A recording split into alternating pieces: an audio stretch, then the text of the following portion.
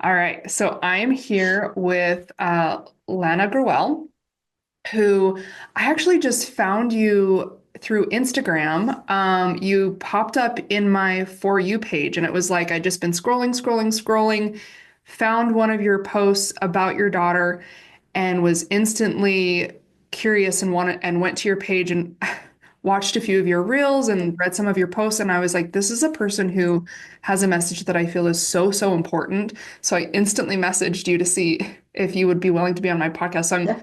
super grateful that you're here because I kind of stepped outside my comfort zone. And I was like, I don't even know if she's going to respond. She might think this is spam. So thank you so much for being here and being willing to share yours and Cashley's story. Oh, did it freeze a little bit? Lena, I think you're, You are breaking up. I am so sorry. no, you're fine. It froze on my end a little bit. Yeah, hold on. I'm so sorry to do this. You're fine. Yep, it froze on my end too. I'm going to switch to the other Wi-Fi and maybe that won't. Normally I'll sit here 5 days a week and work and not have any troubles, but imagine this. Of course. Okay, I switched my internets. Is it better? The You're audio is still coming frozen. through. The video is frozen though. Let's see if it works. Okay, am I still frozen? It's kind of, the sound is perfect, but the video is kind of spotty. Gosh darn it. Let's see. It seems like it's going, it's a little bit slow on the video. Audio is fine though. And I can Okay, always edit this part out. I'm so sorry. No, Yeah. you're fine. I think this one is better actually. It seems like it's catching up a little bit. Okay. Okay. Yeah, one's 5G and one's not. So Oh, go figure. there you I go. never know which one's which. It's not labeled right. So I'm just Oh, kind of like it's a crapshoot. What Wi-Fi are we on today? yeah. It decides it's a little moody. Yes. Oh my goodness. Well, so yeah, thank you for being here and talking with me and sharing your story. I'd love to have you just tell us about your daughter, and I'd love for you to speak about the foundation you've created in her name, if you don't Mhm. mind. Sure. I love to talk about her. Thank you for asking me to do that. Of course.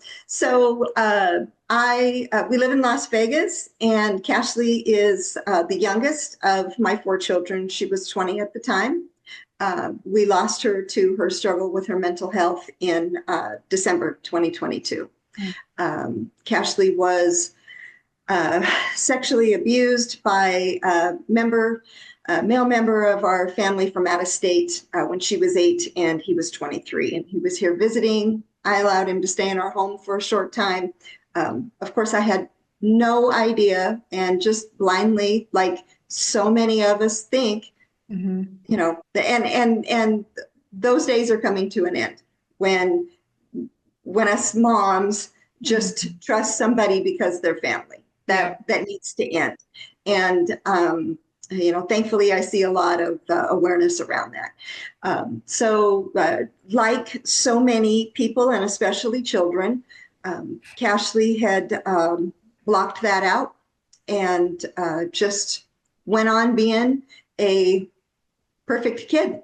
Hmm. And that's a lot of pressure. And she was a very good student. She was a really good kid, never gave me any trouble. She went with the flow, never had to have her own way. She was well liked by friends and teachers. She played volleyball and was very coachable. Um, she lost her best friend in junior high. Poor little girl had appendicitis. And looking back on everything, I've had over 2 years to, digest everything and think about everything. And I believe that that was like the first crack in Cashley's armor. And she started having trouble sleeping.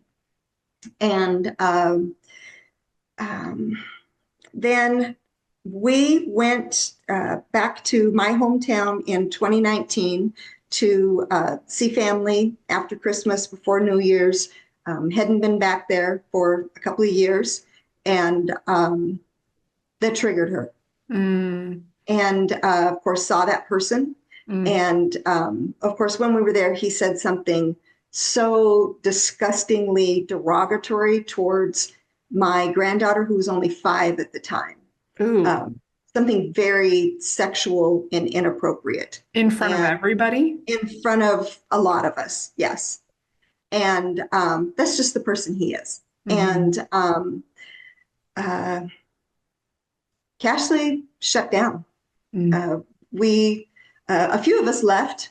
Um, uh, Two of my kids wanted to fight him, Yeah. and I mean, it was disgusting. It was awful, and we left, and then we came back home, and then we went into 2020, Mm. and then she was a senior in high school. That was her graduating year. Oh, wow. And of course, the shutdown happened like the very end of March. Yep. Um, so the isolation, she started having even more trouble sleeping. Uh, Another thing that happened with Cashley is she started having trouble remembering things. Hmm.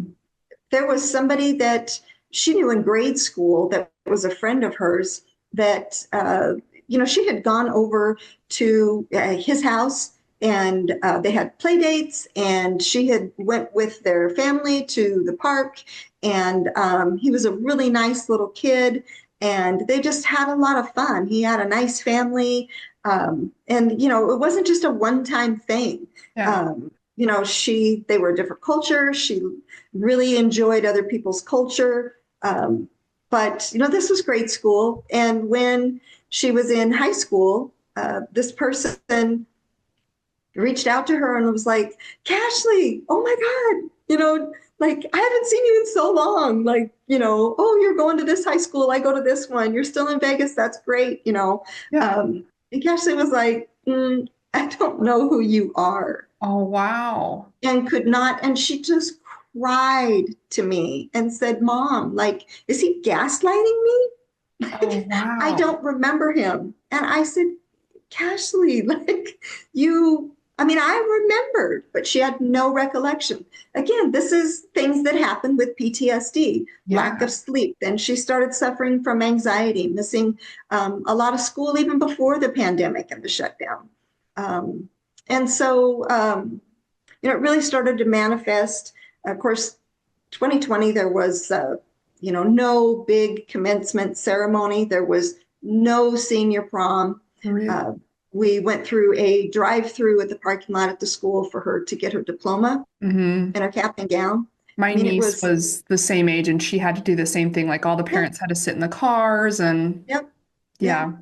yeah. It was very sad, Hmm. and again, she wasn't one of those kids that was a cheerleader, and was super popular, but she was very well liked, and people knew who she was, and uh, she liked going to school. She never came home ever, grade school, junior high, high school, and said anything like, oh, so and so said this and it hurt my feelings, and I don't want to be in this class because this person's in there, and they don't like me and they were mean to me. And nor did she ever come home and say she didn't like anybody. Yeah. So the isolation just really took a toll on her. And then everything started getting worse because without the distraction of school Hmm. and the socialization of other activities, because it wasn't just school, Yeah. you parents were like, no, you cannot go over to so and so's house. You're Hmm. not going to go meet up and eat. Restaurants were closed. Yeah. You couldn't go and sit down at Starbucks and have coffee. Yeah. um, so she went to the park with a few of her close friends and did things like that. But overall, everything really came to a point in 2020. And of course, that was the worst time to try to find a therapist. Hmm. And it took us a very long time. But luckily, she found one that she really liked and was starting to open up and understood that the flashbacks that she was having were real. Mm. And she was remembering something that was traumatic. And and then unfortunately the woman went on maternity leave, or she Oh, took a sabbatical or something like that. So then we were back on the thing trying to find another therapist, and she bounced around. yeah. And then the beginning of 2022, we found her another therapist that she really liked, and she saw her constantly all 2022. And she had 3 attempts. Her third attempt, December 2nd, 2022, was her final attempt. Mm. And, Wow. we formed the foundation because we saw the errors and the lack of access to treatment, proper treatment. And we just wanted to make sure that we did our little part in the world to try to help anybody Yeah. that was struggling, that didn't have insurance, doesn't have the money, doesn't have the transportation to get therapy and help. Yeah. And I imagine where she was, I feel like, I don't know, I'm just thinking when she was had that friend message her and she wasn't remembering it and how that would be so hard to think, is this person gaslighting me? Yeah, And then to find out from your confirmation, oh no, this is real, and yep, how do I not remember it? yep. And then where she was going through therapy and having these flashbacks, I'm sure she probably was questioning her memory Oh, as it she was. absolutely questioned. Oh, And she was having the flashbacks for a long time before she finally said anything to any of us, wow. because she doubted it, Yeah. you know. What Our was, mind is a steel trap, I right? know. Yeah, it's And really, self-preservation wins. mhm, And she was her brain was determined to protect her. mhm. My younger sister, we have the same dad, but different moms. And so we grew up on, for the most part, opposite ends of the country and had slightly different upbringings. And she has a lot of memory issues from when she was younger.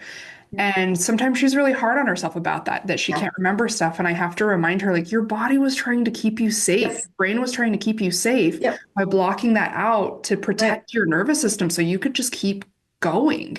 Like, Yep. that's how your brain is, your brain was like being your parent of just keeping you safe and protecting you. And that's Yeah. something to be hard on yourself about, Yeah. but just learn to understand it and get curious Right. about it. Yeah. When she did start opening up about what had happened to her as a child, what brought that conversation forward? Was it therapy or was it something that you kind of had an intuition and finally asked her about? Like what was the groundwork for her finally opening up about that?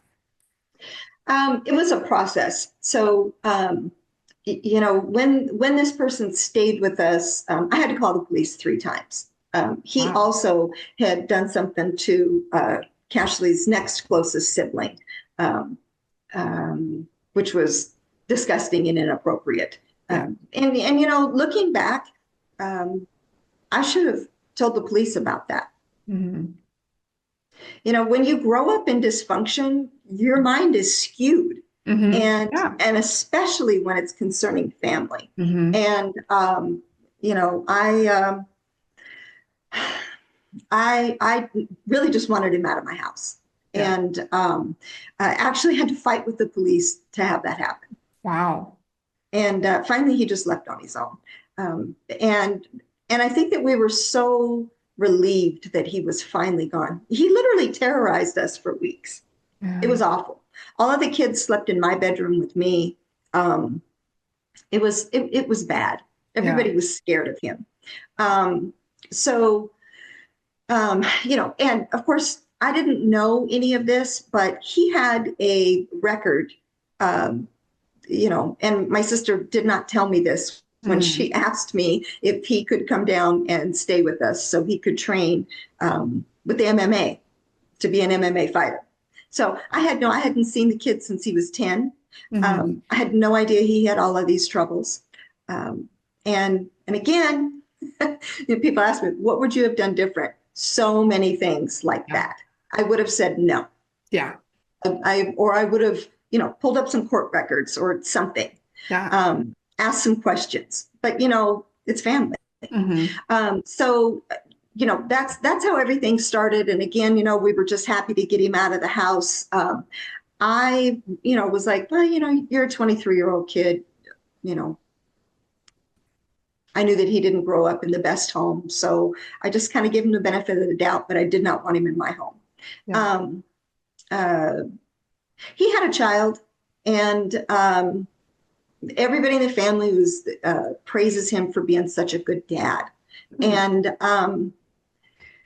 I even kind of caught myself thinking, maybe he's changed, right? And that's good, right? Yeah. Um, but the first thing that happened was uh, Cashley said, because she had told her closest sibling, Darian, uh, Mhm. about what had happened. And Darian had told her, you have to tell mom. Mm. And of course, she didn't want to because she knew I was going to go off. I was going to pull a mama bear on her, Yeah. right? Yeah. And she wasn't ready for that. She was very smart. So the first thing she did was at one point, somebody in the family said something about, him being a good dad. And I agreed. And she said, he's not a good person, mom. Mm. And I said, well, what he did at our home, like that was in the past. And she goes, no, mom, he did something. And I was like, what? I knew what he had done to Darian, but I did not know what he had done to Cashley. And so about a year before that, she had asked me if our insurance covered therapy, and I was like, of course, yeah, it does. We just pay, I think it was a $30 copay, and I did what any other mom would do. I said, why? What's wrong? Hmm. And started, you know, asking questions. And, this was before she had told me that anything had happened. And, I should have, looking back, I wish that I would have just booked her an appointment Hmm. and let her go and talk and unload and process with somebody who is educated and trained to help her do that. Yeah. She was not ready to tell me. She was still doubting herself. Hmm. I wish I would have handled that different. But then when she told me that he had done something to her, Hmm. she still did not tell me the length of it. So I did not immediately rush to, oh, you need therapy.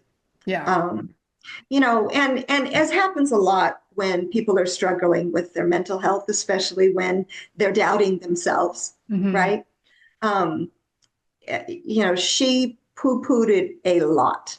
Hmm. And, I gave her the privacy of not reading her diaries or looking through her phone or, things like that. So I didn't know the full extent of it. Next time. And, in private, she was really struggling.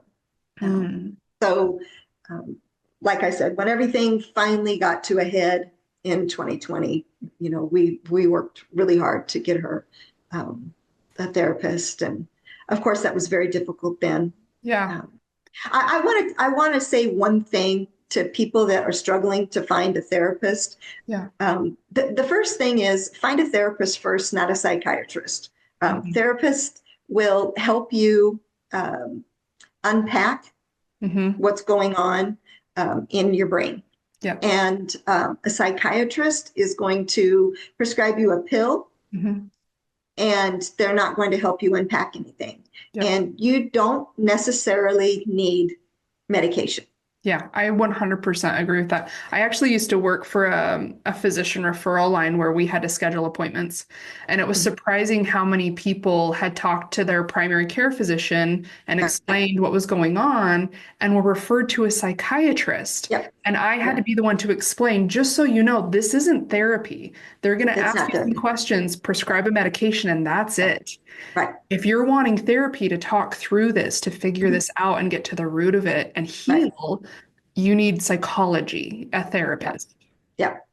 That's exactly right. None of the medications that are engineered and manufactured for mental health are done so to make an individual forget that they were sexually abused. Hmm. That is not part of the research. It is a Band-Aid Mm-hmm. on a wound that needs stitches. Yep. And I agree. yeah, it is. And again, I know that medication helps Yep. some people in some situations. Mm-hmm. So I am not saying not no medication whatsoever. What I am saying is it it should not be, in my humble opinion, as somebody who has gone through this entire process and literally lost my child, Mm-hmm. it should not be the first and only mode of treatment. Yes, Because, I totally agree. maybe you need medication to help you sleep, Mm-hmm. but also maybe meditation would Mm-hmm. help, Yeah. you know. Um, and that's a whole different conversation. Yeah. But Well, I mean, but I think of it as like if you're going to go to the gym and you mhm, want to see the most results, paying attention to your meal plan and your that's right. home habits Right. are They work probably together. exactly, Yeah, it's going to be beneficial. You can't just fix your diet and expect muscles to form or work out and that's right. expect to have this Right. perfect body. Like it takes that combination. And so Yeah. while there's a place for both, while there's a place for the medication and there's a Hmm. place for the therapy, if you want the most benefits out of it, like the combination and eventually That's right. figuring out the root of the problems Right. or healing what's going on within Yeah. you. And I just read something recently that talks about when people go to therapists and they say things like, I'm having trouble sleeping, I have anxiety, things like that, which of course are all symptoms of PTSD. Mhm. And they get sent to a psychiatrist, get referred. So they go because, I mean, let's face it, people trust medical professionals Yeah. and mental health is health. So Hmm. they're going to trust the medical professionals for this. Hmm. So they get sent and then they start taking medications that alter their brain's chemistry, then Hmm. go back to a follow-up appointment with the psychiatrist and have new symptoms. Hmm.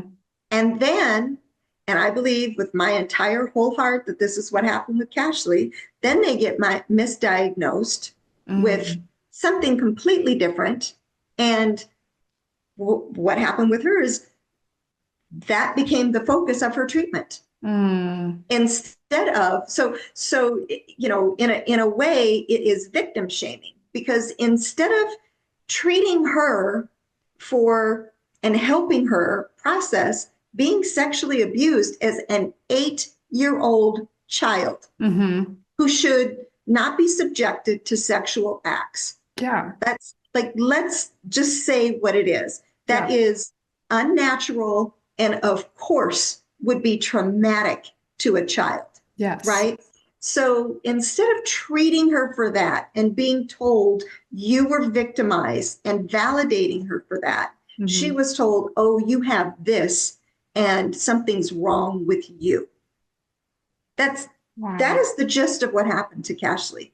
And Wow. it is unfair and Yeah. wrong, Yeah. so wrong. Well, and then when they're saying that and they're prescribing a medication saying this is going to fix that, and she knows within herself it's not Yeah. because she's Well, and then it makes things worse. exactly. A lot of times it makes things worse because they get put on that medication carousel, like she did. Yeah. I did a reel on Instagram and had a thing scrolling up that, lists every prescription that that she was prescribed that we went and picked up at the pharmacy in 2 years. And I think it might have actually been a couple months shy of 2 years. And it Mhm. was like 50, 52 prescriptions, Holy cow. right? Right? Wow. Yeah. Yowza.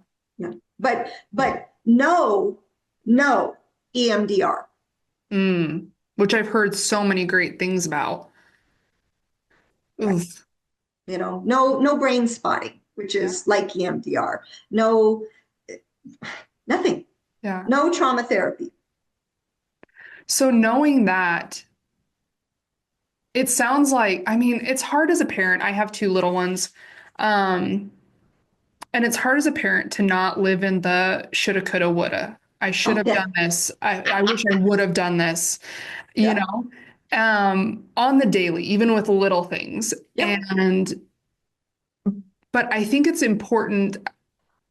There are some things that are really great lessons to Hmm. pass on, if you want Yeah. to call them hacks, you know? So Yep. knowing all of that, and now where you have this foundation and you're helping other people bring awareness to it, what are some things, some avenues that you would recommend or suggest, resources even that you would suggest to Yeah. people?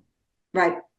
Um, our foundation's website has a resources tab, and I need to add a few things that we found to it and maybe organize it a little bit better. I've tried to keep it as organized as possible. I think when somebody opens up the resources tab and looks at it, I, I've had some people say that's a lot, Good and though. it is good. And here's what I need people to know is that there are resources out there. There is help. Hmm. And unfortunately, in a lot of cases, we just turn to the doctors. Hmm. And, um, I'm not going to sit here and bash the medical community because I Yeah. believe there are a lot of very good people in the medical community. I have met them, Yeah. um, and, uh, and especially therapists. Um, but it, and when we formed the foundation, what we realized, because of course, my other three children, Cashley's older siblings, and I, talked about, we knew we needed to do something just to get a sense of peace within ourselves that we were helping to make sure in some small way, if we could save any lives, that another family didn't have to go through this unnecessarily, right? Because it's preventable. Hmm. But you know, I just like there's so many like the RAINN organization, RAINN.org. Um, Therefore, it's a rape and incest national network. I think that's what it stands for. They Wow. are an incredible nonprofit organization that helps victims of sexual assault, sexual abuse. Wow. Free services, all Wow. kinds of resources. Yes. But, you know, everything is so disconnected. Hmm. And so you don't know those resources are out there. Hmm. Um, and something that I'm working on a local level here is when somebody makes an attempt and goes to a facility and goes on here in Nevada, it's a 3-day hold. When they are released, discharged, they should be given a card, a Hmm. piece of paper with all the different resources on there. Yeah. And instead of, oh, here's our inpatient program, because not everybody has the resources to be able to afford the inpatient programs. They're expensive. Yeah. And that They might are, not be right for every situation. and this is true because it is in most cases group centered. In Hmm. Cashley's case, where she hadn't even sorted it out yet, the last thing she wanted to do, and she was a private person, Yeah. the last thing she wanted to do was sit in a group setting of people that she Yeah. didn't know, right? Yeah. And tell them about things that she really hadn't even processed herself. Yeah. That would be intimidating. And if that's It, your it, only option, yeah, me personally, I probably wouldn't go that route. that's, yeah, that's why some people don't, you Yeah. know? So I have just amassed so many resources and tried to include them on our page and try to promote them on social media. Um, and of course, that's part of my coulda, woulda, shoulda. Yeah. I wish I would have known. I Yeah. wish I would have known about EMDR. I would have found her a what's called a trauma informed therapist that specializes in trauma. Because I saw a therapist that specialized in grief. I've been seeing now a therapist that specializes in trauma. Um, there's just like doctors specialize in, women's health, Mhm. specialize in internal medicine. There are therapists out there that specialize in different types of struggles. Yeah. people are having. One of the main resources that I really wish people would know about is if you have medical insurance and you want to see a therapist and you go to your insurance company's website and you go to the drop down menu for the mental health providers, right? Mhm. That is the least user friendly tool to use to Yeah. try to find a therapist. It is ridiculously difficult. And in my belief, it's by design like that. Yeah. Because let's face it, they don't want you to use the benefits that you're paying them premiums for. Yeah. So, it's I live in Las Vegas. I liken it to the casinos, right? Yeah. I mean, if everybody could win, the casinos would be out of business. And it's the Yeah. same thing with health insurance, Yeah. you know. Um, so the website psychologytoday.com Mhm. is so comprehensive and helpful.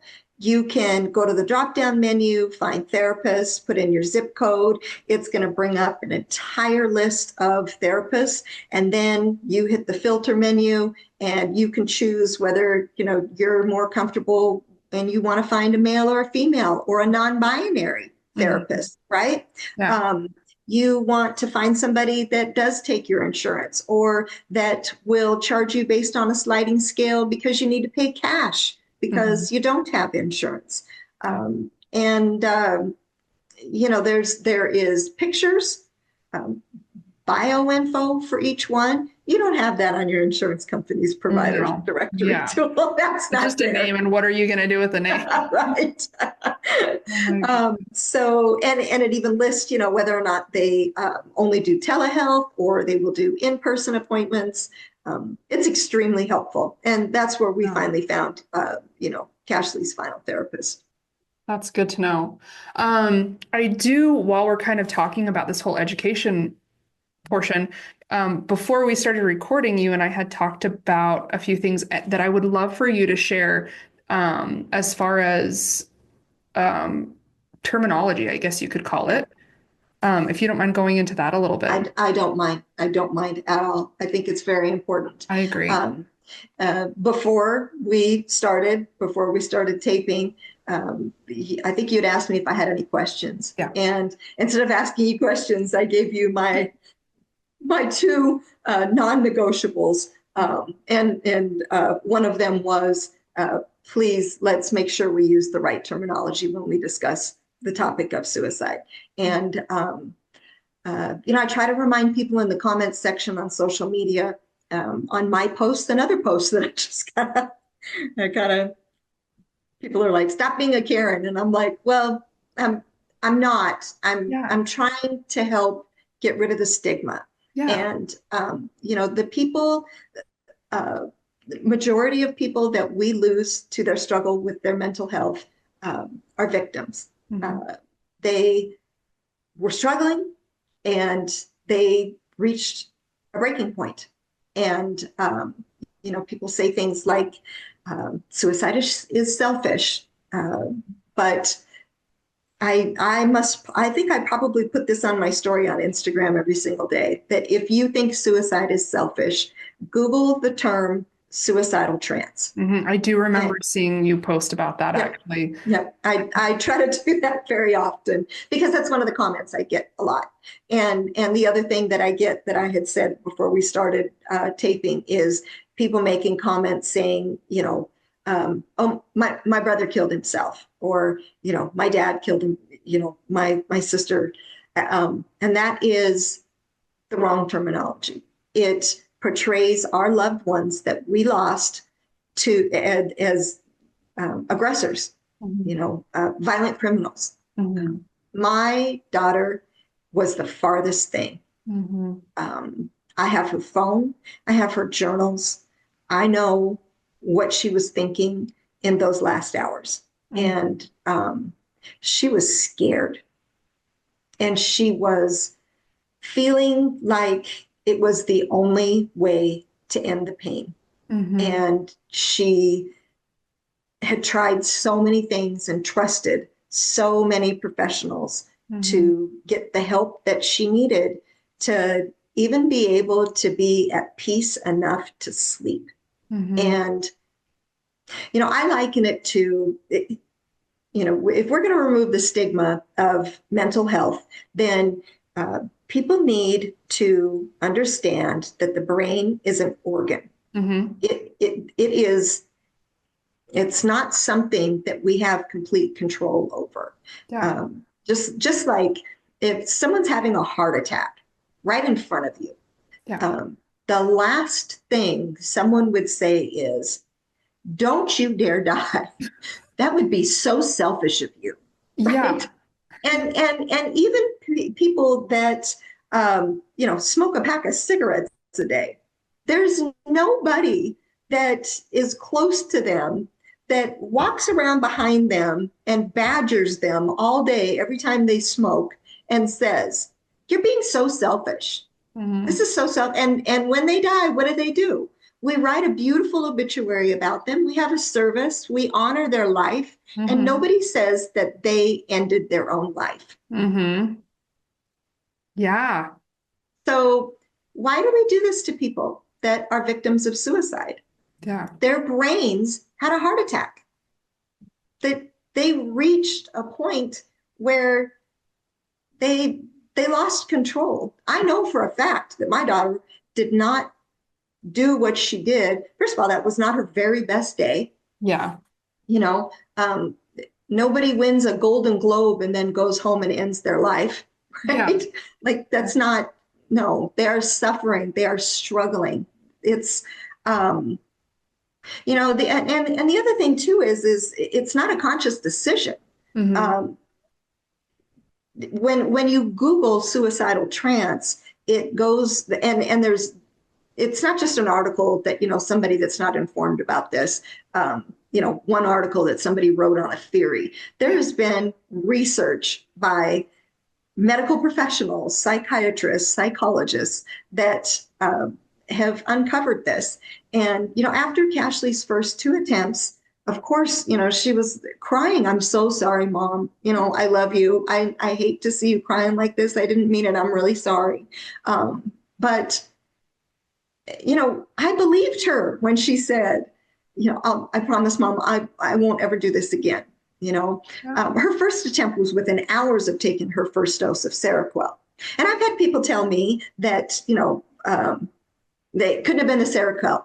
Seroquel saved my life. Well, maybe Seroquel works with your particular DNA, Yeah. but it didn't with Cashley's. Yeah. And, there's a black box warning on there for a reason that says may cause suicidal thoughts.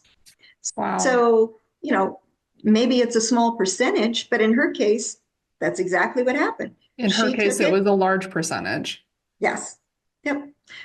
She took it and it she started crying within hours, and it was within that very first day that she made her first attempt. Mm-hmm. Um, I didn't know what was going on with her because she was over 18 and I wasn't in control of her meds. So I couldn't figure out why she was crying so hard. It wasn't like her. She wasn't that kind of a person. Yeah.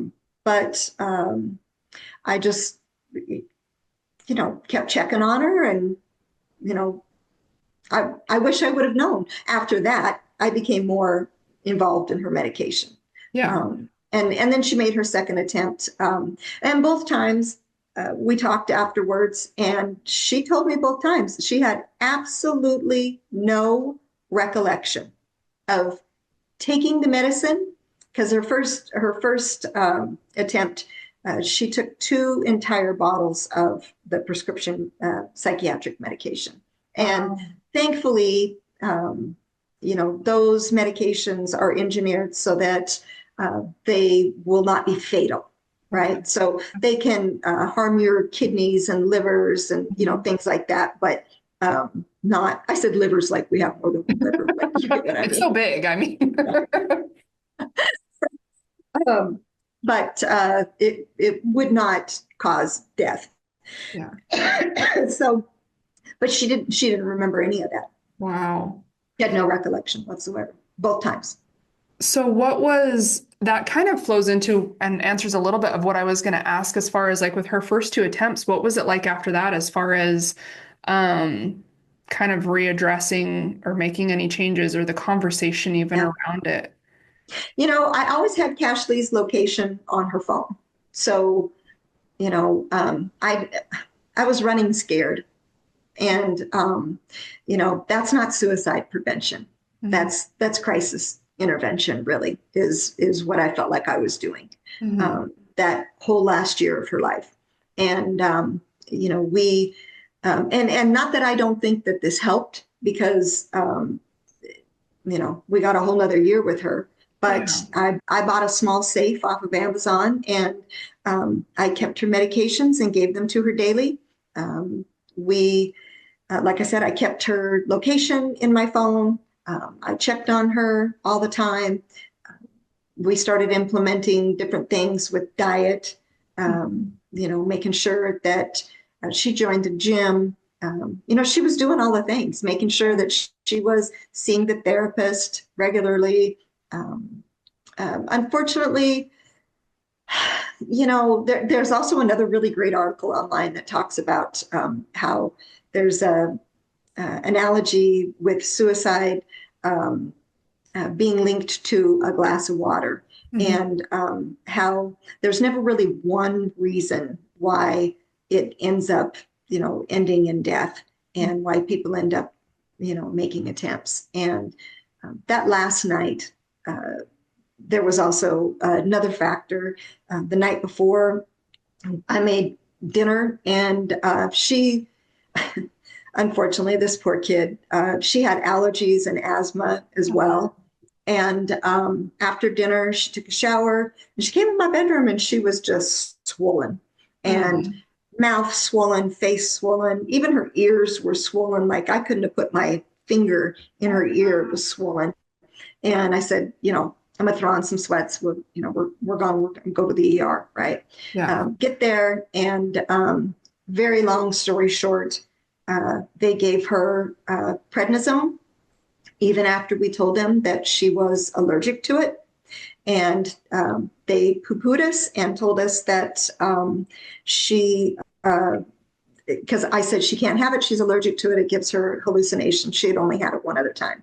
And I mean, she was, for lack of a better term, when she had it in 2015, she was tripping balls. I Yeah. mean, like she woke me up in the middle of the night and said, "My arm's a bag of potato chips, Mom." Right? Like Wow. that bad. Yeah. So I was very adamant, and she was not unconscious, so she also said, Please I can't don't. have it. Yeah. They said that's an adverse reaction, not an allergic reaction. They said she needed a steroid. I said she's then give her a different one. Yeah. But they pushed 150 milligrams of it in her IV anyways and didn't tell us. I would have insisted that they keep her, Hmm. and I would have had her on suicide watch. I would have slept in her bedroom with her. Hmm. Um, I had no idea, and neither did she.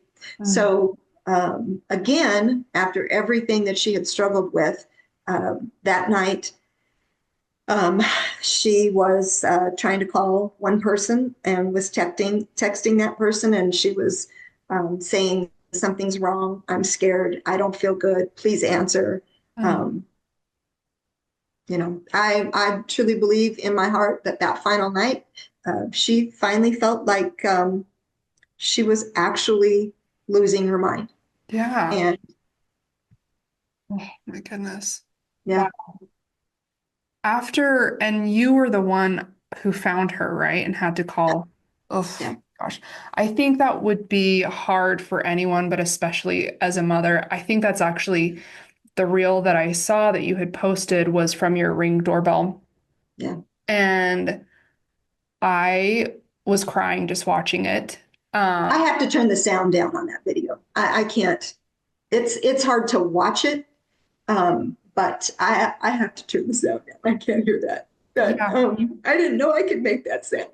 Yeah. I mean, I can only imagine as a mother as finding, oh, yeah. My heart instantly went out to you, and that was Yeah. And what I found was kind of ironic was the timing of me messaging you. And it was around her birthday, actually, wasn't Yeah. it? Mhm. Yeah. Um, and so celebrating that and remembering her. And I loved when you said, you messaged me back and you said we're celebrating her birthday, or we had just celebrated her birthday, and so I need a couple of days. I love that you are keeping her memory alive. And I love the way that you talk about her too. I noticed from the very beginning of our conversation that you said she is. She Um, is. that's so important to me. I do the same thing Mhm. with loved ones that I've lost. I haven't experienced the same thing as you, but to me, I feel like they're still with me. Their memory is still Yeah. with me. I Yep. have experiences where I feel their presence. And so I think that's so, so beautiful. And of course, everybody's different. Yep. But I love that you do In that. my mind, it's a vibration thing. Yes, Yeah. same. So if we're low vibration and we're really grieving hard and feeling guilty, um, and with suicide, there's a lot of people that are mad at their loved one because they feel, how could they do this to us? Hmm. They feel, and too, we feel guilty, Hmm. you know, Yeah. um, and that's normal. Yeah. But yes, I feel like if we raise the vibration, that we're all, you and me, sitting here today. Cashley, even though she is gone physically, Hmm. um, we're all energy. Hmm. She is still here, Yep. and That's exactly what I was just thinking as you were yeah, talking of like that energy never mhm, goes away. no, and it's funny that you were bringing this part up too, because I was just joking with a friend of mine. A few days ago, one of her good friends came here, and it was his birthday at the beginning of this month. And I gave him one of her original art pieces. Hmm. Um, and he was here for almost 3 hours. He's a wonderful young man. Mm. Um, she had the best friends. Her people were such good people. Mm. And remind me, there's something else I want to say about that generation. Don't let me forget, Okay. okay? Because I get sidetracked talking about Cashley.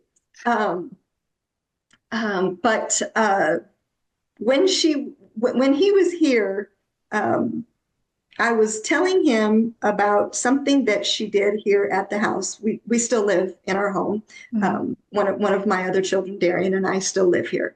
And at first I was like, I got to get out, right? Yeah. I mean, and I struggled at first. I did, Oh, but you know, uh, I'm glad we're here. At some point, I want to move, but I also think I'm going to struggle with that. But while this young man was here, um, I was telling him about something that she did while one of her other friends and her boyfriend that she was with at the time that she passed was here.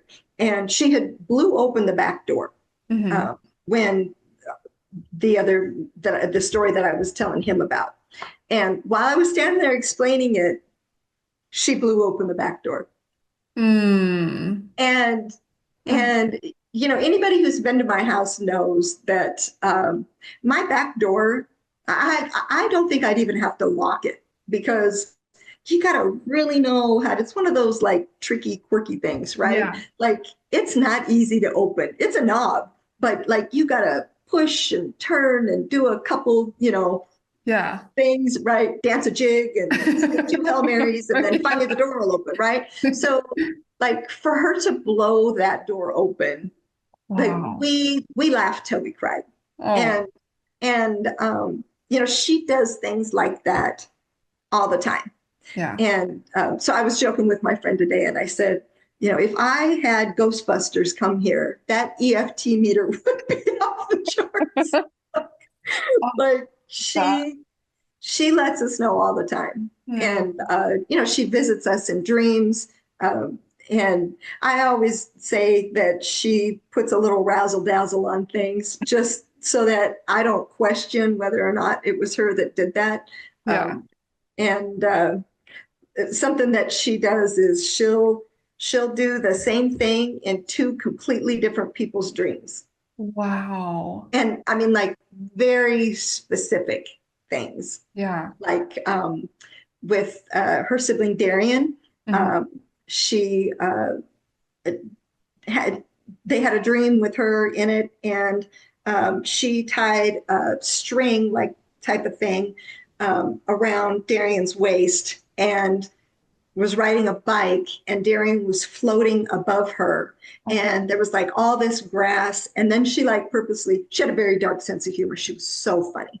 She purposely crashed the bike, and then they went tumbling down the thing, laughing and everything. yeah. And then a few days later, my granddaughter, who's 10 now, she usually comes here every weekend and hangs out with me. Thankfully, Oh, I get her every weekend. And she got here, and uh, she was in tears. She misses Auntie a lot. And this was like 2023, that first year. And she got here and she said, I had a dream about Auntie, I got to tell you. And in her dream, Cashley tied a string around her waist and took her down a water slide thing at a water slide park by the ocean. oh my gosh. I mean, you can't make this up. And I mean, at the time, Leanna didn't have a cell phone, and, Yeah. it's not like, we were texting about the dream and she picked up on it. And Yeah. so, Oh, and wow. she's done things like that in other people's dreams, not with the thing, not with the The string string, thing but around like the waist. doing the Yeah. same thing. But Oh, um, wow. That yeah, is. I mean, it's incredible. It's a huge loss. It has changed our lives. Mhm. Her other three siblings, they're such wonderful people too. I'm so lucky that I have such amazing kids. Mhm. But losing Cashley has been, it's just life altering. You Yeah. know, it Yeah. is. There's no getting over it. There's no getting through it. And we have decided that we're going to continue to honor her, and that helps us process our grief, I love that. and keep her alive. You Yeah. know, Well, I was talking to somebody recently, or actually a few people, about losing a loved one and grief. And I hate the saying of time heals all wounds. I hate it, especially it's when a it comes to lie. grief. It is Yeah, it's a lie. because the grief never goes away. No, The only difference is softens. it softens. Mm-hmm. You know how to hold it a little bit better. Yep. To me, it's like when you have a newborn. Mm-hmm. And in the beginning, you're just like, what do I, especially I remember as a new mom, I was like, how do I, what? And Did she, you feel like, who thought this was a good idea to I'm let me just take gonna, this when baby they sent home? me home, I was like, are you sure? I'm not sure I know what I'm doing. But that's what it makes me think of. And then as time goes on, you get that confidence and you understand, and it doesn't take away from this little fragile human being and their existence, but you just understand how to handle it and how to hold it a little bit better. Yep. Yeah. In the very beginning, it is so raw. Hmm. It is, I mean, like you can't even eat. Yeah. I lost 20 pounds. Wow. Grief is a great weight loss plan. Right? I don't recommend it, but I No. mean, I was like, damn, okay, thanks, Cash. but I didn't feel good, you Hmm. know. It's hard. I get a lot of messages from new moms mostly, that have lost a child in general, not just to suicide, in general. Hmm. And my advice is just try to drink enough water. And even if you don't sleep, just lay down and close your eyes. Yeah. Yeah. Yeah. I don't think I answered you. And tell me if I'm wrong. Like you said, what are some things that I would have done different? Did Yeah. I answer? You kind of did. Yeah. But if Okay. there's more that you Yeah. want to add to it. Yeah. Well, yeah. I mean, the first thing is don't just leave your kids with anyone, Yeah. male and female. Yeah. You Yeah. know, but, That's so true. yeah. I was going to ask you too, this kind of flows into what we were talking about with grief. How long after losing Cashley was it that you decided to start the Cashley Foundation? within weeks. Wow. Because I have to tell you, I was talking with another woman yesterday that works for another suicide prevention nonprofit organization.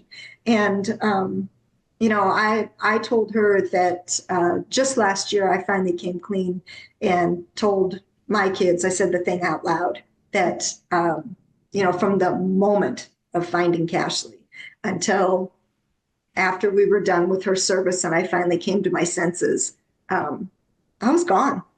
Yeah. I had a plan. Yeah. I felt like everybody blamed me.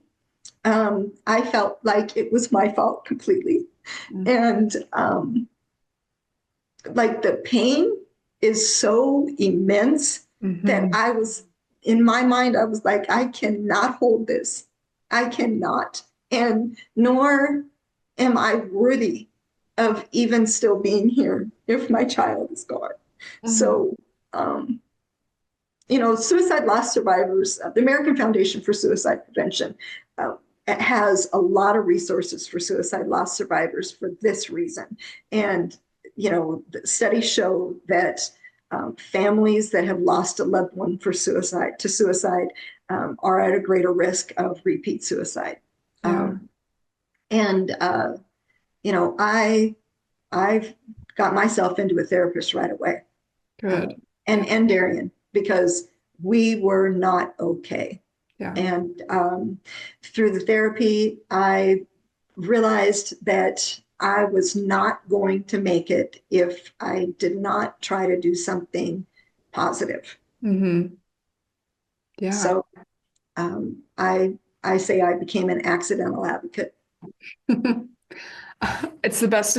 I mean, I think if you talk to other advocates, they would probably say the same thing. Yes. It's not something where you just randomly decide, hey, this is something I'm interested in, Yeah. but you have that extra passion behind it because you've Right. experienced it.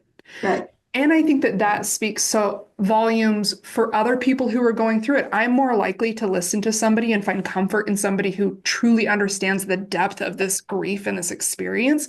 This isn't just, oh, my great uncle, cousin, twice removed, died of Right. cancer or something. And not to Yeah. like lessen the blow of that, but Right. it's something so close and so Right. deep that if I'm talking to somebody who's been through that, and knows that they can hold my hand through it, knowing they've Yeah. experienced this, Yeah. it carries so much more weight. It does. For me, it's become part of my life's mission. Hmm. And feeling like I have a purpose Hmm. helps me to get up every day. I have not laid in bed and cried all day, not one time. Um, I have wanted to, Yeah. and I have laid on my bathroom floor and screamed and you know dry heaved and I mean, I'm a mom. I had 4 kids. I wet my pants. Yeah. I mean, like, I mean, when people say I cannot imagine, Hmm. you know, I've, I just want to say you don't want to, Yeah. because it is 100 times, at least 100 times worse than you imagine. It Yeah. is so final. It is so devastating. Hmm. Um, but then again, I feel like I've also gotten messages from other moms that have lost children, and they say, you're so strong. I I struggle so much. But we all process our grief differently, And in and different timelines. yeah, just like we have finally learned that not everybody learns at the same pace in, grade school, junior high, and high school as Yeah. everybody else, right? Classroom instruction and doing the same thing is not the best course for success for every single student. Yeah. And when it comes to grief, I don't think that there is one course that everybody should take. I agree. What I've decided to do is for me. Hmm. I don't think that everybody has to do that. Yeah. you know, Nor do I think everybody needs to help our cause. Yeah. You know, some people just they struggle with holding space for themselves. Hmm. So I don't fault them for that. Yeah. That is their journey and their experience, and I hope they're okay genuinely. Yeah. But I don't judge them. I don't judge them. I'm a type A person, right? So I push myself more than I should. Yeah. But but but that's my journey. Hmm. That's my coping. I love that. I love that you are able to find that space in it. I think that sometimes just something as simple as having someone give us permission to Mhm. sink into whatever we're feeling. And it sounds so wild to be like, why do you need permission? And it's just, I don't know what it is, but it's like somebody saying, it's okay. You can Yeah. feel your body release. And you're like, okay, like that outward. Well, when you were growing up and you were told to shut up because you shouldn't be crying, stop Hmm. overreacting, you're Hmm. being ridiculous. Hmm. That's why you need when you're older, you need somebody to say it's okay. Yeah. That's Yeah. you're in pain. Yeah. Something's That's so wrong. true. It's okay to be pissed. Yeah. You know what I mean? Yeah. It's okay to feel whatever you're feeling. Hmm. I should have, the other thing I should have told you before we started, there should have been a thing at the bottom that I'm going to drop. I haven't dropped an F bomb, but You I know did what? They're post. all welcome here. My podcast, I noticed the first episode that I posted, it said something about clean, and now it's changed to explicit. So you're good. You It's should have all. told me about that. You, I just remembered that you wanted me to remind you of something that happened with showing, I think it was around like Cashley still being around and showing you that she's still here. Um, I think we talked about that. Oh, I okay. think I told you about when she blew the The back door door open? open. I Yeah. think what you're talking about is when I said, please don't let me forget Yeah. to say what I wanted to say about this generation, about Yes. today's youth. Was That's that what it it? was. Yep, that was it. Okay. I mean, I don't know. My brain is not. I call it grief and trauma brain, but Your it's not grief and 100%. trauma brain plus mom brain, it's Right. I remember mom brain.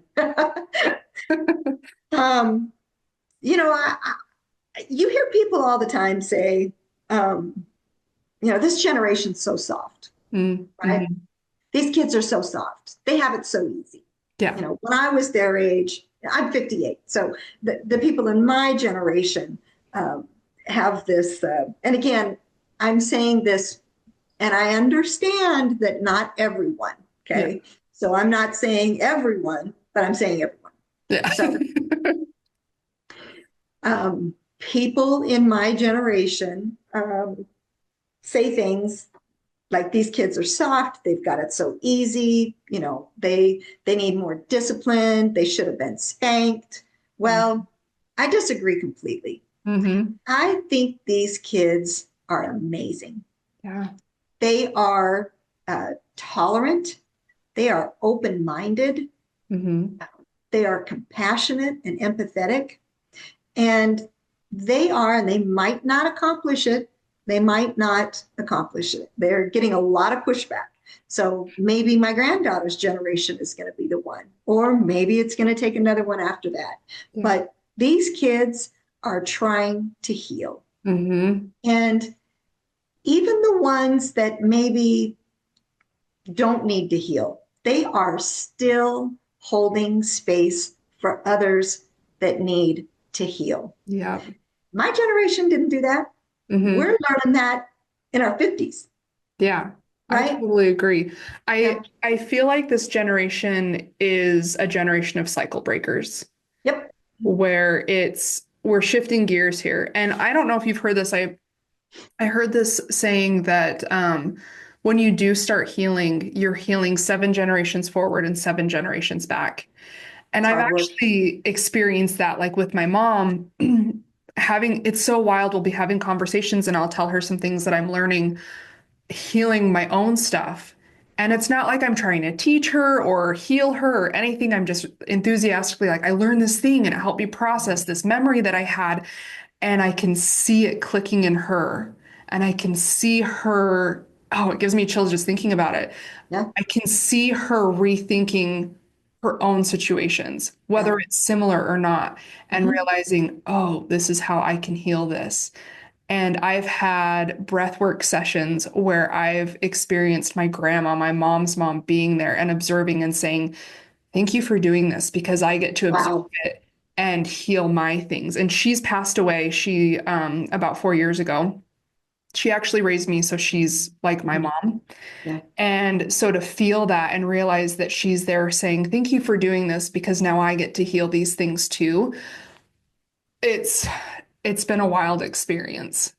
My grandma, my maternal grandmother, I've seen a few mediums since Cashley passed. Me And too. I have to tell you, we called my grandma, well, my mom's mom, Granny Goose. And she Mhm. was a teeny tiny little, talking about smoking a pack a day. Um, and she was what we referred to as piss and vinegar. She was full of piss and vinegar. She was amazing. She came through one of the sessions with a medium that I was meeting with, and she had a little different approach than your grandma. Can imagine. I was like, that was Granny Goose. She told me to get my shit together. I feel like that's the kind of grandma I'll be. Like the poor medium that I was on the phone with while we were doing like a FaceTime thing. She was like, I'm just going to apologize ahead of time because this seems really harsh. You're creepy. Oh my But goodness. I was like, that's my grandma. Yeah. Yeah. Yeah. And sometimes that's the way we need to hear it from the people that we I love. needed it. Yeah, Yeah. I needed it. Yep. Oh, I was, I was at a low point, and she was like, you forgot what you were made of. oh, I love that. Yeah. Wow, I love that. But Um, these kids, they and going back to all of my kids, we they all in their own way, right? Because they're all different, mhm, but they all have something special and unique mhm, to contribute. mhm, And with our foundation, our goal is to help these young people heal or begin the process of healing so that they are um, better parents, mhm. better husbands, um, better spouses, better teachers, coworkers, whatever, Yeah. right? Um, I know many people that I know personally in my age group have struggled with personal relationships with their significant other, Mhm. work things, struggled with themselves. I mean, because let's be honest, self hate is a real thing Yeah. um, based off of childhood trauma. Mhm. Um, and I just feel like if we could help these kids finish their healing, then we can start that Yeah. going forward, changing generations. Yeah. Exactly. And also, if we're pairing them with uh, interns that are trying to fulfill their intern hours to get their licensing for therapy in Mhm. school, it gives them another tool Yeah. to be able to complete that and then get their license and get out there and help fix the problem of the shortage of providers. Yeah. Well, and that's a twofer really because it's helping generations start earlier on their healing so that they Yeah. can be adults who have less wounds, but then Yeah. it's helping the next generation of therapists be capable of Yeah. handling these situations. Yeah. Oh, And the good part of using interns with youth is they're closer in age mhm. overall, Yeah, right? there's already that We know a lot common. of people that are, millennials, Gen X, whatever, going back to school and things like that. But Yeah. um, they're not boomers Yeah. who are not happy with this younger generation of youth, Yeah. right? Who So already they're have not that going to be, stigma. yeah, they're more open minded and able to help them. I love that. I just wish that I had, more time to focus on our mission. We're still in the process of applying for grants and, corporate sponsorships and getting funding and things like that. So, Yeah. it's always a process. We're Yeah. just like a year and a half formed, and, we've done a couple of events, but we have not really gotten into the funding part and being able to really focus on it. I mean, if I could spend 8 hours a day, Yeah. doing this, I could, now I do it at night after dinner, Yeah. but, Work after work. you know, it Yeah. keeps you busy, staying Yeah. preoccupied, For sure. and productive I love it though. I helps. mean, you're giving it the attention that you can, and Yeah. that's still 100%. You know what I Yeah. mean? Yeah. But I'm also smart enough to pull back when I know I need to, right? Yeah. There's times where, I'll just fall off social media for a week or two Yeah. and just, it is a lot of talk about suicide. Hmm. And I cannot absorb that on a daily No, basis either, not when right? it's such a personal. Right. I think it would be hard in general, but especially when it's such a personal thing. Yeah. Yeah. So one thing that I love asking everybody, and you've kind of talked about this a lot already, but what is some advice that you could give to somebody who might be going through what you went through, who's just starting out, just your personal experience? Yeah. Um, my one, the biggest piece of advice, say like to a mom that has a teenager, young person that's struggling. And sadly, there's kids down to 10, 12, Hmm. that are struggling, that have attempted. But my one piece of advice, the main one, is get yourself help. Hmm. Go find a therapist yourself. Yeah. Go sit down and talk to a therapist, because you can't pour from an empty cup. Hmm. And if your child is struggling, me, I've done mortgages for almost 30 years. I'm not a licensed therapist. I did not complete 500 hours in the state of Nevada and for however many years of college to be a licensed therapist. Hmm. So I did not know how to help Cashley unpack trauma at all. All I could do was love her Yeah. and support her, right? But I really believe that helping others starts with helping ourselves. Hmm. And, if we're going to remove the stigma of mental health, then we need to accept it for ourselves. Hmm. And I don't know anybody, honestly, that could not benefit from talking with a therapist. I We agree. all have our own issues, even if it's just a little character flaw, a little tick, a little Hmm. idiosyncrasy, you know.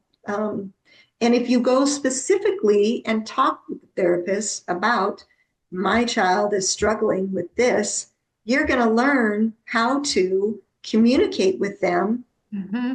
and not let them make them feel like you're judging them, Hmm. that you are hovering, that you're going to be able to give them support. And the most important thing is you're setting the example. Hmm. I Kids are agree. watching every single thing we do. Yeah. I really wish that when Cashley was in the thick of it, that I would have said, I need help. Yeah. Well, it's that whole analogy of putting the mask on yourself before you put it on anybody else. That's right. That's right. Ah, And even if you cannot afford a therapist, mhm. because not everybody can, Yeah. even if you cannot afford it, there are support groups for families that need help helping their family members that are struggling. Hmm. NAMI, uh, NAMI.org, has an entire tab on their website for support groups, Wow. to help people help their family, Yeah. Oh my and goodness. again, help themselves. Yeah. Yeah. That's huge. I love that that's the suggestion that you gave because that's ironically not something that I would have thought of. And it's so Well, the important. first thing you think is hide all the knives and the Yeah. medications in the house. Yeah. That is not suicide prevention. That is crisis Yeah. intervention, And right? fear. Yeah. Yeah. You're running scared at that point. Before it even gets to that point, when you realize that your child is self-harming, if you Mhm. see that your child is cutting, right? Mhm. Go get yourself a therapist. Yeah. Because we are not equipped Yeah. to help your kid. Yeah. You're going to do more damage. Well, and I think it's so huge to realize that it shouldn't be, don't feel like your parenting is being attacked by you trying or someone suggesting that you That's right. also get a therapist. It's like, no, let me just give you more tools on how to be a good parent. You're doing Right. great. Let's help Right. you do better for this specific situation. Yeah. I think that some parents, message me or reach out to me when they, ask for, my son's struggling, what can I do? And Hmm. and they're surprised when I respond and say, have you gotten help? Yeah. And they're like, no, I'm not the one struggling. You're not? So you're handling this You perfectly and gotta your be children are kidding doing me. well? Your kid is struggling. I Yeah. know you're struggling. You Yeah. can't see your child struggle Yeah. and not struggle. Yeah. Get yourself help. And Yeah. again, it's not a ding at you. Yeah. If like, I love how you said, It's if self-care. anything, yeah, it's self-care. It's Mm-hmm. supporting yourself Mm-hmm. and then And, also supporting your child. and your child sees you doing it, which Hmm. lets your child know it's okay for them to Yeah. do the same. Yep. You That's know, like one thing that we're doing with our children, or we try to be conscious of it. I have a 5-year-old and a 2-year-old, and we try to let my husband and I try to let them see us if we're having an argument, yep, also resolving that argument. Or yep, if we're having big emotions, whether I'm really sad or I'm angry or frustrated or whatever, our kids are seeing us have those emotions. So they know, like, right, because we have this tendency to put our parents on a pedestal, especially when we're that little, of yep, my parents know everything, right? yeah, And and so when they get to see, like, I'm a human and I have these emotions, it's okay for you to feel and express those emotions. And then right. also understanding how to process that and work through. That's right. And so same thing Yes, with therapy of like, oh, if I'm, for me, I just think of myself as a kid. If I were to see my mom going to therapy, getting the help that she needs to process and work through all of these things and heal all of these things, it would be no question for me of, oh, that's a resource that I have. that's right. Yeah. Yeah. And that's good that you let your kids see that so that, I mean, obviously, in households where parents throw things at each other and scream and yell and, slam doors and leave each other and call each other names, that's the exact opposite, Hmm. right? But people don't think about, oh, if I'm going to hide that, maybe I should put the other Yeah. on display. Yeah. Right. Like let's see how we resolved this Right. solution aspects. Yeah. Right. I Yeah. love that. So the other thing is you know um, back to the resources. Hmm. There are resources out there. I always, always, always push therapy. Hmm. It's helped me, and even though we lost Cashley, it did help her. Hmm. Um, I know a lot of people that have had uh, issues in their childhood that are in therapy or have gone to therapy, and it's helped heal their marriage Hmm. because we're walking around with that. Yeah, So, but exactly. if you can't afford a therapist or therapy isn't for you, um, there's other resources, there's Hmm. support groups. Yeah. And Yeah. the other thing too is I run into this a lot. um, And in the very beginning, after we lost Cashley, I was judged by um, a few people close to me that are Christians. Hmm. And, they did not agree um, that I did not agree with them that Cashley is in a better place. Hmm. They told me that she would not want me to be crying and that I just needed to understand that God needed her, and I should be happy that she's in a better Yeah. place. Yeah. When oh, that is a soapbox I could step on for a while. When people say that God needed somebody that we love, no, Yeah. I'm Or sorry. the one that, Cashley wouldn't want you to cry. I saw somebody Mhm. wrote on Instagram one time that somebody told them that, and the lady said, "Well, I didn't want my son to die." Yeah, So there's that. yeah. Well, and I think that that just bypasses so many things. First of all, yeah, they would want you to cry. They would want you to That's feel your emotions. Yeah. And Cashley would be the last person to victim shame. yeah, She and would, if I would have passed and she and the other my other kids were all here, if the four kids were here, and I would have been the one to pass, Cashley would have been the first person to hold space for anybody who was grieving. mhm. So that's nonsense. And that's not healing. That's not to hold in those emotions and not allowing yourself to feel them. I think that people mean well. These are just like all common phrases that people say of they're in a better Yeah. place, God needed them, they would Yeah. want you to be happy. Those things make them feel better. Right. Yeah. Yeah. And it's also in my experience, it's also their passive aggressive way of shut up, Hmm. telling me to shut up, knock it Hmm. off. You're Hmm. making me uncomfortable. Yeah. Well, Yeah. and I mean, I do think that that's true in some aspects. And I also think that it's like such a common phrase that people don't really think about what Yeah. they're saying when they say Yep. that. Yeah. And It's they just a knee think they're jerk. comforting you, but it's Right. like the least comforting thing you could say. Right. Yeah. Um, Sometimes don't say anything at all. yeah, I actually listened to this speaker who said that, talking about this point, and he said one of his best friends in high school had passed away, and he went to the funeral and he walked up and he heard all of these people saying all of those same phrases that we were talking about. And he went up and he was like, I don't know what to say. What can I do for you? Like I'm here for you. I don't have any words though. Yeah. And they told him this is honestly out of all of the things that people thought they were Yeah. comforting, that was the most comforting thing to say, I have no words. Yeah. I'm hurting too. What can Yeah. I do for you? Yep. Yep. Yeah. I tell you, the people that comforted me the most were the ones that just showed up, Hmm. that did not, like that very first week. I'm so grateful for the people that did not text me and say, let me know if you need anything. Hmm.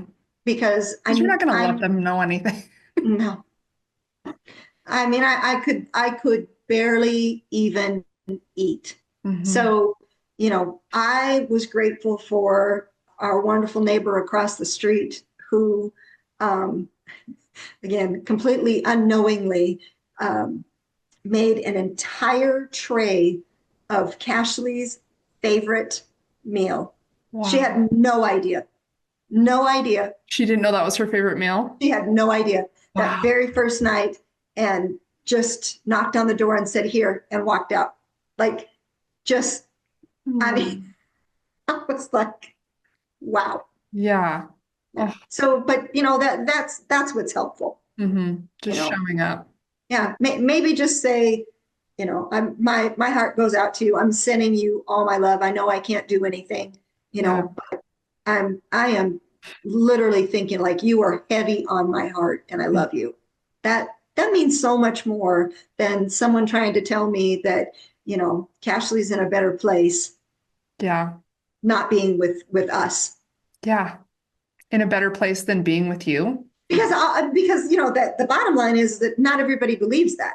Right. Yeah. Yeah. So that's not necessarily the most Comforting. comforting thing to tell somebody. Yeah. Oh, Yeah. I totally agree. Yeah. Well, Lana, thank you. Oh my gosh, I feel like I could talk to you forever. I know. This has been so good. I Um, talk a lot, Me so too. Just the podcast. I'm probably the worst podcast guest ever. No, not at all. I imagine that I create the podcast host like a whole lot of extra work trying to edit out all my extra stuff that I talk about. No, you're good. That's why I love this just being so flowy and it's a Yeah, conversation. yeah, just an So, organic, right? yeah. Well, thank you so much for sharing yours Thank you, and Amber. Ashley's story. I'm going to make sure to put your Instagram and the Okay. Cashley Foundation's website on there so I that really people can appreciate that. go Thank you. through and find those resources. I think that's so Yeah. important. And I'll be updating. I'm going to try to update the resources tab this weekend too, and add some more things that I've uncovered. And again, like the help is out there, Yeah. but it's so disconnected, Yeah. It's hard to find. and that's nobody's fault. Yeah. It just needs to. Again, I'm a type A. I'm a Virgo, so I just feel like here, let me fix this. Yeah. Oh, So thank you so very much, Amber. I really, really, really appreciate you having me on. of course. Thank you.